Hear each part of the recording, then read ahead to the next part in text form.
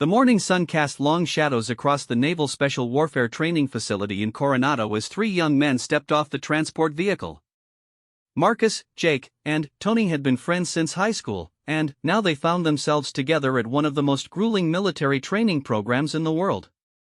They had enlisted with dreams of becoming Navy SEALs, imagining themselves as elite warriors conducting dangerous missions in far-off lands. Marcus was the tallest of the three, standing at 6 feet 2 inches with broad shoulders and the confidence of someone who had been team captain of his high school football team. He carried himself with an air of superiority, often making jokes about how easy the training would be for someone with his athletic background. Jake, shorter but stockier, had been a wrestler in college and possessed a quick temper that often got him into trouble. Tony was the quietest of the group, lean and wiry, but he harbored the same arrogance as his friends. As they walked through the facility, taking in the obstacle courses, training areas, and barracks that would be their home for the coming months, they couldn't help but feel invincible. They had heard stories about the infamous Hell Week, the brutal physical challenges, and the mental breakdowns that claimed most candidates. But they believed they were different. They were special. They would succeed where others had failed. Their first week consisted of basic orientation, physical fitness assessments, and introductions to various instructors. The three friends quickly developed a reputation among their fellow candidates for their cocky attitudes and their tendency to make light of the serious nature of their training. They would whisper jokes during briefings, roll their eyes at safety instructions, and generally act as if the entire program was beneath them. Other candidates in their class began to distance themselves from the trio. There was something about their attitude that didn't sit well with men who understood the gravity of what they were attempting to achieve. These were serious individuals who had come to push themselves to their absolute limits, not to play games or treat the training as some kind of extended summer camp. The instructors noticed the three friends' behavior but said nothing initially. In SEAL training, there was a philosophy that some lessons needed to be learned the hard way. The instructors had seen countless young men arrive with similar attitudes, and they knew that reality had a way of humbling even the most arrogant candidates. During the second week, the class was introduced to various weapons and combat techniques.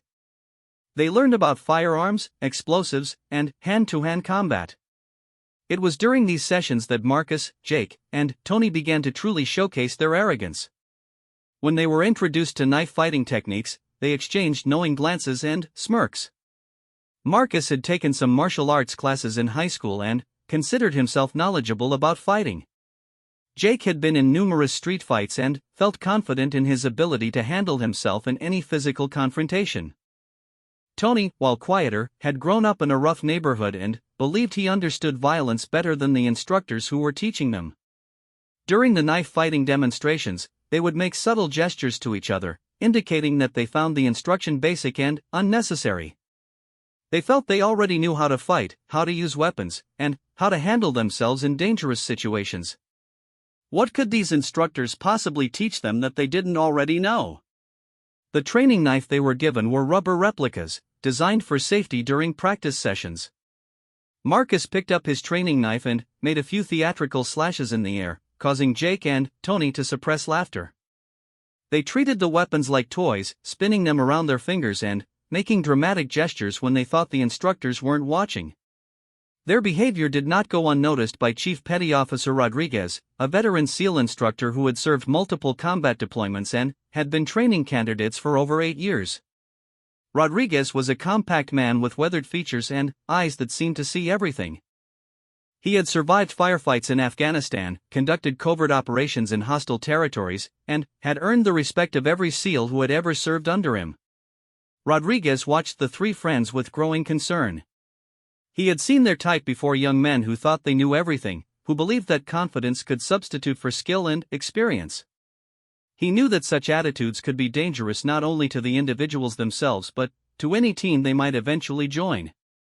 As the knife fighting instruction continued, Rodriguez made mental notes about Marcus, Jake, and Tony.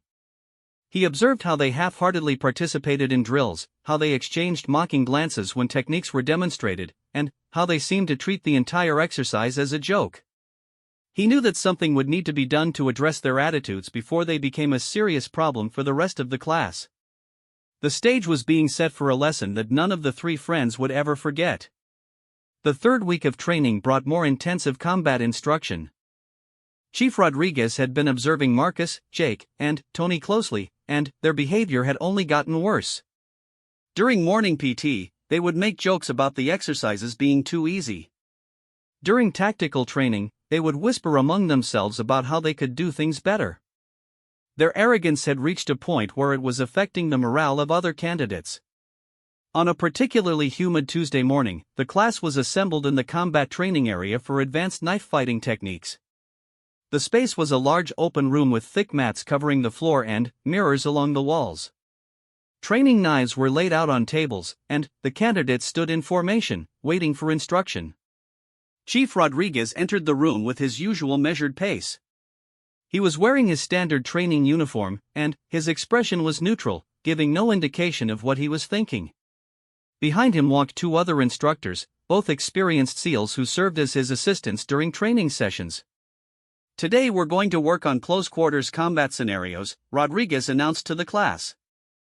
"You'll be practicing techniques for situations where firearms are not an option, where you need to neutralize threats quickly and quietly." As he spoke, Marcus nudged Jake with his elbow and whispered something that caused both of them to suppress grins. Tony, standing nearby, shook his head slightly but couldn't hide his own smirk. Their behavior was becoming increasingly obvious to everyone in the room. Rodriguez began demonstrating various knife techniques, showing proper grip, stance, and movement patterns. He explained how real combat was different from what people saw in movies, how it was brutal, quick, and unforgiving. As he spoke, he noticed that Marcus, Jake, and Tony were paying minimal attention, instead focusing on their training knives and making small gestures to each other. "The key to effective knife fighting," Rodriguez continued, "is understanding that it's not about flashy moves or impressive techniques. It's about efficiency, speed, and the element of surprise. Most people who think they know how to fight with knives have never actually been in a real knife fight." At this comment, Marcus let out a small scoff that was audible to several people nearby. Rodriguez paused his demonstration and looked directly at him. "Is there something you'd like to share with the class, candidate?" Rodriguez asked, his voice calm but with an edge that suggested he was not pleased. Marcus straightened up, realizing he had been caught. "No, Chief. Just paying attention to your instruction." "Good," Rodriguez replied. "Because I want to make sure everyone understands the seriousness of what we're learning here. These techniques could save your life or the lives of your teammates in a real combat situation." The demonstration continued, but the tension in the room was now palpable. Other candidates sensed that something was building, and they watched nervously as Rodriguez continued his instruction while keeping an eye on the three friends. After the formal demonstration, Rodriguez divided the class into pairs for practice drills. Marcus, Jake, and Tony naturally paired up with each other, which was exactly what Rodriguez had expected. He walked among the pairs, observing their techniques and offering corrections where needed. When he reached the three friends, he found them engaged in what could only be described as playing around. They were making exaggerated movements, spinning their training knives, and generally treating the exercise like a game. Other candidates had stopped their own practice to watch, sensing that something significant was about to happen. "Interesting technique," Rodriguez said, approaching the group. "Where did you learn to fight like that?" Marcus, feeling confident, replied, "We've had some experience, Chief. Street fighting, martial arts, that sort of thing. We know how to handle ourselves." "Is that so?" Rodriguez asked, his tone remaining neutral. "And you feel like this training is beneath your skill level?" Jake stepped forward, emboldened by his friend's confidence. "Not beneath us, Chief, but we've been in real fights. We know what it's like to have someone trying to hurt you." Tony nodded in agreement, though he was beginning to feel slightly uncomfortable with the direction the conversation was taking. Rodriguez looked at the three young men for a long moment, then made a decision that would change everything. "Well, if you're such experienced fighters, perhaps you'd like to demonstrate your skills." "What do you mean, Chief?" Marcus asked, though his confident tone suggested he was eager for whatever challenge Rodriguez had in mind. Rodriguez said, raising his voice so that the entire class could hear, that you three seem to think you know more about knife fighting than what you're being taught here. So why don't you show us what you can do? The room fell silent. Every candidate stopped what they were doing and turned to watch. The other instructors moved closer, sensing that their chief was about to deliver one of his famous teaching moments. All three of you, against me, Rodriguez continued. Training knives only. If you can take me down, or even just land one solid hit, then maybe you can teach the rest of the class what you know. Marcus, Jake, and Tony exchanged glances. This was exactly the kind of challenge they had been hoping for. Here was their chance to prove that they were different, that they were already skilled fighters who didn't need the basic training that everyone else required. Are you serious, Chief? Jake asked, barely able to contain his excitement. Completely serious, Rodriguez replied. But understand this: if you accept this challenge, you're going to learn something today.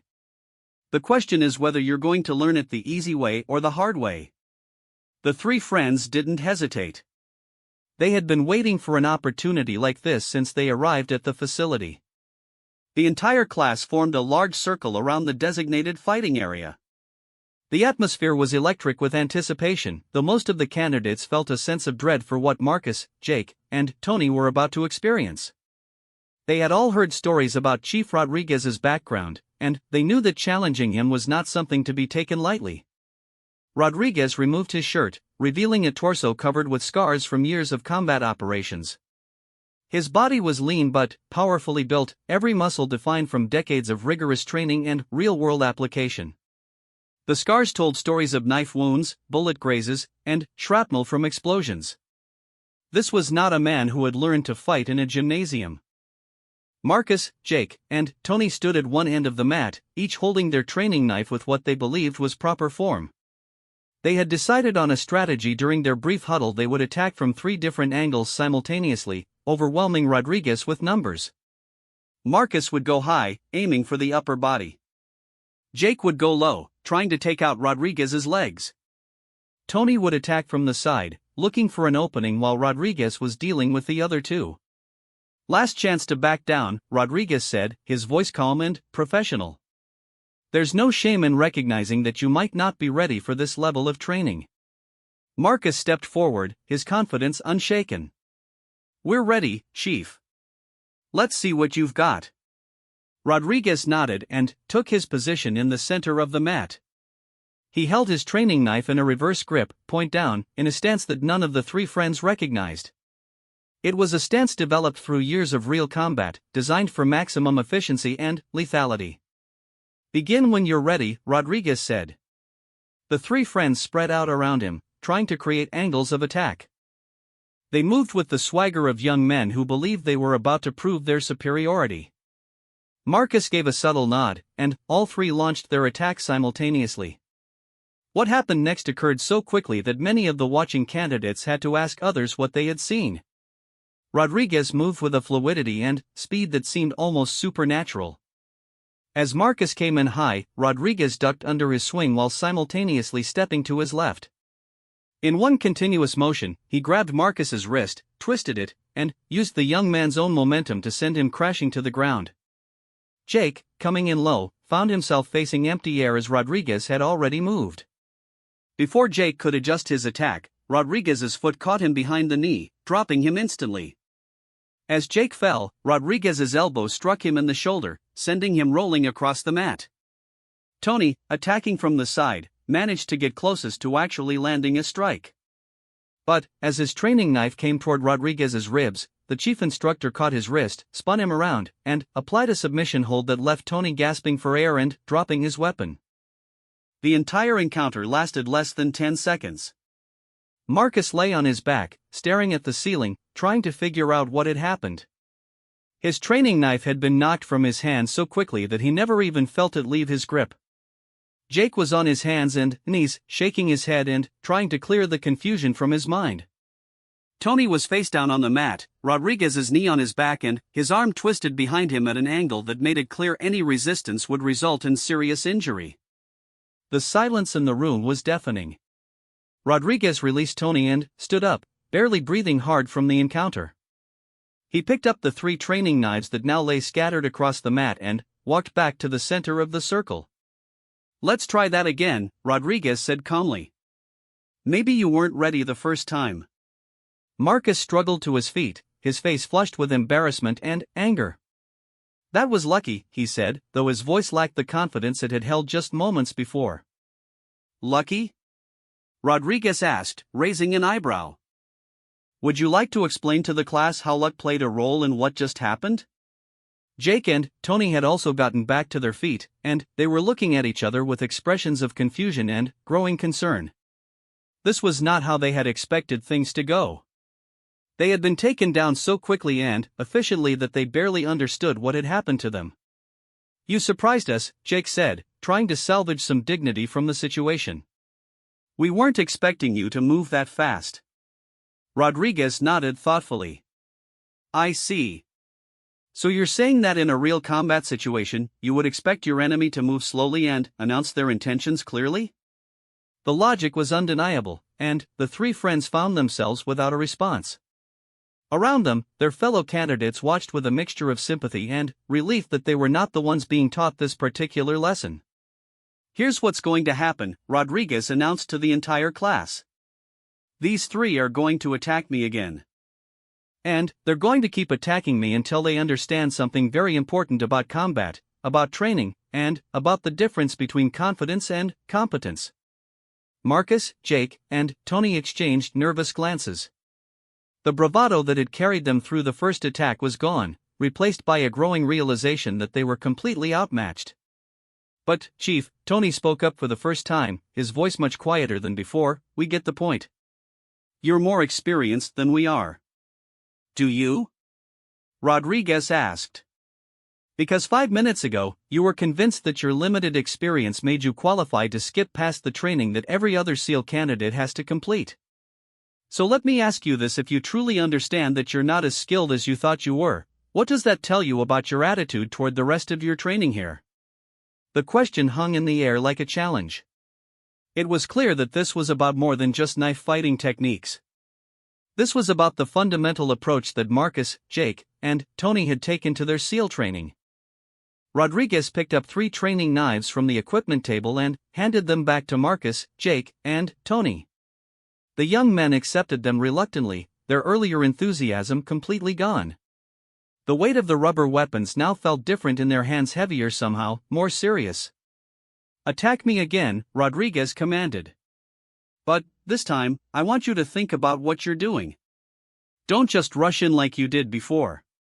Use whatever techniques you think you know." Marcus looked at his friends, then back at Rodriguez. The instructor stood in the center of the mat with the same relaxed posture as before, but now Marcus could see details he had missed during their first encounter. Rodriguez's feet were positioned for maximum balance and mobility. His hands were held in a way that could instantly transition to offense or defense. Even his breathing was controlled and purposeful. This time, the 3 friends approached more cautiously. They had learned that Rodriguez was faster than they had anticipated, so they tried to coordinate their attack more carefully. Marcus signaled to his friends, and they began to circle Rodriguez, looking for an opening. Rodriguez remained motionless, allowing them to position themselves. When they finally attacked, he moved again with the same devastating efficiency as before. Marcus found himself face down on the mat before he even realized he had been grabbed. Jake's attempted tackle was redirected, sending him sliding across the floor. Tony managed to last a few seconds longer this time, but ultimately ended up in the same submission hold as before. Again, Rodriguez said simply. They attacked a 3rd time, then a 4th. Each time, Rodriguez dismantled their assault with minimal effort. By the 5th attempt, all 3 young men were breathing heavily, frustrated, and beginning to understand the vast gap between their perceived abilities and reality. After the 6th failed attack, Marcus threw his training knife down in frustration. "This is impossible," he said, his voice filled with anger and humiliation. "You're not teaching us anything. You're just showing off." Rodriguez walked over to where Marcus stood and picked up the discarded knife. "You think I'm showing off?" he asked quietly. "You think this is about my ego?" He handed the knife back to Marcus, who reluctantly took it. "Let me tell you what this is about," Rodriguez continued, his voice carrying to every person in the room. "This is about the fact that in 6 months, some of you might be in Afghanistan or Syria, conducting operations where your life and the lives of your teammates depend on your skills. This is about the fact that overconfidence kills more soldiers than enemy bullets." He turned to address the entire class. These 3 came here thinking they already knew how to fight. They thought their high school wrestling experience and their street fights had prepared them for military combat. And, because of that attitude, they weren't paying attention during training. They weren't learning. Jake started to protest, but Rodriguez held up his hand for silence. "I've been in knife fights where men died," Rodriguez continued. "Real fights, with real blades, where hesitation or overconfidence meant death. I've seen good soldiers get killed because they thought they knew more than their training taught them. I've had to write letters to parents explaining why their sons didn't come home, and sometimes it was because those sons thought they were too good for the basics." The room was completely silent now. Even Marcus, Jake, and Tony had stopped fidgeting and were listening intently. "Every technique I've taught you today, every movement, every principle, was learned through real combat experience. It was refined through necessity, not theory. When I disarmed you, when I took you down, I was using methods that have kept me alive in situations where failure meant death." Rodriguez began walking slowly around the circle of candidates. "The difference between confidence and competence is this: confidence is what you feel before you've been tested. Competence is what remains after you've been proven wrong, after you've failed, after you've learned from your mistakes." He stopped in front of Marcus, Jake, and Tony. "You 3 have been given a gift today. You've been allowed to fail in a safe environment, with training weapons, on padded mats, with medical personnel standing by. You've learned that you don't know as much as you thought you did. The question now is, what are you going to do with that knowledge?" Marcus looked down at the training knife in his hand, then back up at Rodriguez. For the first time since arriving at the facility, he felt genuinely humbled. "What should we do, Chief?" "You should listen," Rodriguez replied. "You should pay attention to every lesson, every demonstration, every piece of instruction you receive here. You should assume that every instructor has something valuable to teach you, because they do. And you should understand that the day you stop learning is the day you become a liability to your team." Tony stepped forward slightly. "Chief, we're sorry. We didn't understand." Rodriguez nodded. "Sorry is a start, but it's not enough.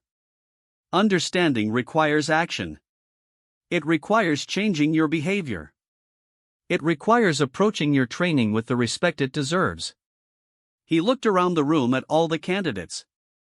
Everyone here will face moments when they think they know better than their instructors.